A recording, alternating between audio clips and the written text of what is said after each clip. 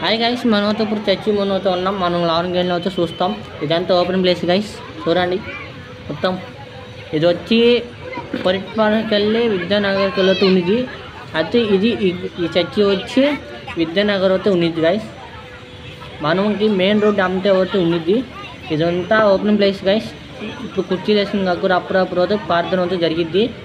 Okay, మనం long గేమ్లో అయితే చూద్దాం. ఓకే, మనం ఎటైనా రావచ్చు గైస్. కొత్తపల్లికైనా రావచ్చు, విద్యానగర్ బుజ్జినగర్ నుంచి కూడా రావచ్చు గైస్.